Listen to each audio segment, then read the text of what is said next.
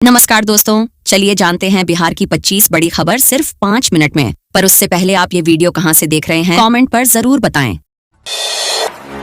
स्वास्थ्य विभाग में 17,000 पदों पर बड़ी भर्तियां। दरअसल राज्य सरकार ने स्वास्थ्य सेवाओं को मजबूत करने के लिए 17,000 से अधिक पदों पर भर्तियां शुरू की हैं। स्वास्थ्य मंत्री मंगल पांडे ने बताया कि विशेषज्ञ और सामान्य चिकित्सा पदाधिकारी, दंत चिकित्सक समेत अन्य पदों पर नियुक्ति प्रक्रिया जल्द शुरू होगी। फार्मासिस्ट, लैब टेक्नीशियन और एक्सरे टेक्नीशियन के हजारों पदों पर भी भर्तियां होंगी। रोस्टर क्लियरेंस के बाद नियुक्ति प्रक्रिया तेज की जाएगी। इन भर्तियों से स्वास्थ्य सेवाओं में सुधार और रिक्तियों को भरने में मदद मिलेगी। संशोधित नियमावली जारी होने के बाद प्रक्रियाएं पूर्ण होंगी।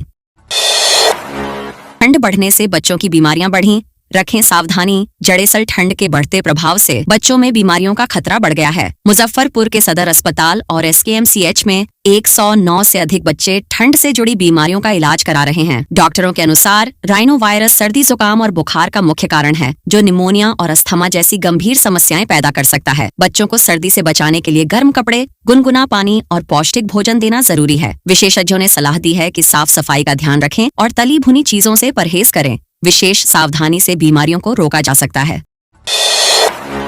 सहरसा रोहतास में पर्यटन को बढ़ावा, करोड़ों की योजना। दरअसल बिहार के सहरसा और रोहतास में पर्यटन विकास के लिए केंद्र सरकार ने विशेष योजना को मंजूरी दी है। पर्यटन मंत्री नीतीश मिश्रा ने बताया कि सहरसा की मत्स्यगंधा झील के लिए 97 करोड़ रुपए और रोहतास कैमूर के करमचट डैम के लिए 49.51 करोड़ रुपए स्वीकृत किए गए हैं। मत्स्यगंधा झील का वैश्विक स्तर पर सौंदर्यीकरण और करमचट डैम को इको टूरिज्म हब के रूप में विकसित किया जाएगा। मंत्री ने मुख्यमंत्री नीतीश कुमार और प्रधानमंत्री नरेंद्र मोदी के सहयोग की सराहना करते हुए इसे बिहार के पर्यटन क्षेत्र और अर्थव्यवस्था के लिए एक बड़ा कदम बताया। दिसंबर से सीएम नीतीश की 15वीं बिहार यात्रा। मुख्यमंत्री नीतीश कुमार 15 दिसंबर से अपनी 15वीं बिहार यात्रा शुरू करेंगे। मुख्य सचिव अमृतलाल मीणा ने बताया कि यात्रा का उद्देश्य 7 निश्चय योजना, जल जीवन हरियाली और अन्य सरकारी योजनाओं की प्रगति की समीक्षा करना है। मुख्यमंत्री लाभार्थियों से मिलकर योजनाओं की जमीनी हकीकत का जायजा लेंगे। राज्य सरकार ने इस यात्रा के लिए 225 करोड़ रुपए का बजट स्वीकृत किया है। जिलों के 5 गांवों का निरीक्षण करने के निर्देश दिए गए हैं। इस यात्रा से विकास कार्यों को गति मिलेगी और सरकारी योजनाओं को और प्रभावी बनाया जाएगा। बिहार में भूमि सुधार, सर्वे और अतिक्रमण हटाने पर जोर। बिहार सरकार ने भूमि सुधार और सर्वेक्षण प्रक्रिया को तेज करने का संकल्प लिया है। राजस्व एवं भूमि सुधार मंत्री दिलीप जायसवाल ने बताया कि अब तक 47 लाख लोगों ने जमीन की स्वघोषणा की है, जिसे जल्द प्रकाशित किया जाएगा। जमीन सर्वे से कोर्ट और थाना स्तर पर 30 से 35% विवाद कम होंगे। सरकार ने अतिक्रमण हटाने की प्रक्रिया में तेजी लाते हुए मधुबनी और कटिहार जैसे क्षेत्रों में सख्त निर्देश दिए हैं। मंत्री ने गड़बड़ी की शिकायतों पर 92 घंटे में कार्रवाई का भरोसा दिया। यह कदम राज्य में पारदर्शिता और विकास को बढ़ावा देगा। साल 2024 में सानिया कुमारी ने बिहार मैट्रिक परीक्षा में 6ठा स्थान प्राप्त। खगड़िया जिले की सानिया कुमारी ने 2024 की बिहार मैट्रिक परीक्षा में 483 अंक प्राप्त कर पूरे राज्य में 6ठा स्थान हासिल किया है। 3 दिसंबर को पटना के ज्ञान भवन में आयोजित सम्मान समारोह में मुख्यमंत्री नीतीश कुमार द्वारा उन्हें सम्मानित किया जाएगा। सानिया की यह सफलता न केवल उनके स्कूल आर्य कन्या उच्च विद्यालय बल्कि पूरे जिले के लिए गर्व का विषय है। सानिया का उत्साह और समर्पण यह दिखाता है कि युवा अपने लक्ष्यों को प्राप्त करने के लिए कड़ी मेहनत और प्रतिबद्धता से काम कर रहे हैं। बिहार में शैक्षणिक और विकास निगमों की बैठक, योजनाओं पर चर्चा। बिहार सरकार ने विभिन्न शैक्षणिक और निर्माण निगमों की बैठक आयोजित की, जिसमें विकास योजनाओं और वित्तीय प्रगति पर चर्चा की गई। बैठक में बिहार राज्य शैक्षणिक आधारभूत संरचना, सड़क विकास निगम, पटना मेट्रो रेल निगम सहित अन्य विभागों के प्रमुख अधिकारियों ने भाग लिया। स्वास्थ्य, शिक्षा, उद्योग और पर्यटन विभाग के सचिवों ने वीडियो कॉन्फ्रेंसिंग के जरिए अपनी उपस्थिति दर्ज की। बैठक में वित्तीय वर्ष 2024 से 25 की प्रगति, आंतरिक संसाधनों में वृद्धि और फ्लैगशिप योजनाओं स्थिति पर गहन विचार विमर्श किया गया। गया में मेट्रो परियोजना की शुरुआत जीतन राम मांझी ने किया ऐलान। गया के सांसद और केंद्रीय मंत्री जीतन राम मांझी ने गया मेट्रो परियोजना का ऐलान किया। उन्होंने सोशल मीडिया पर पोस्ट कर कहा कि गया जल्द ही मेट्रो सिटी के रूप में पहचाना जाएगा।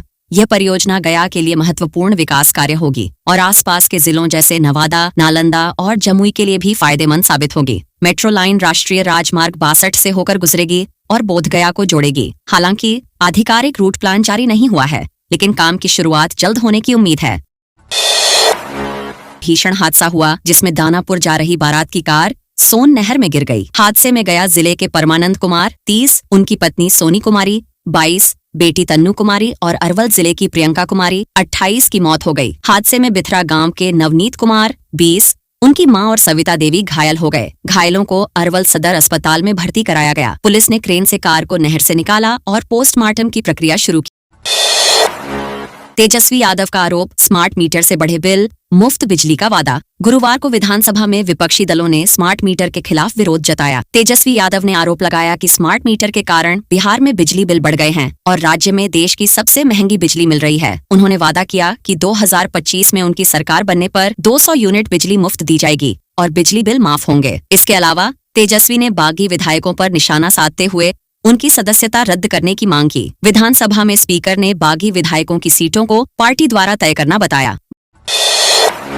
राजद का आंदोलन जारी, 65% आरक्षण लागू करने की मांग। राजद नेता श्री राजू ने बिहार सरकार को आरएसएस का कठपुतली बताते हुए आरोप लगाया कि महागठबंधन सरकार ने जातीय सर्वेक्षण के बाद 65% आरक्षण की सीमा बढ़ाई, लेकिन भाजपा के दबाव में सरकार ने कोर्ट में सही पक्ष नहीं रखा, जिससे उच्च न्यायालय ने रोक लगा दी। इसके विरोध में राजद ने ऊपरी अदालत में अपील दायर की है और पार्टी का आंदोलन सड़ी ढेक से सदन तक जारी रहेगा। राजद नेताओं ने नीतीश कुमार पर केंद्र सरकार के दलित और अति पिछड़ा विरोधी एजेंडे को लागू करने का आरोप लगाया।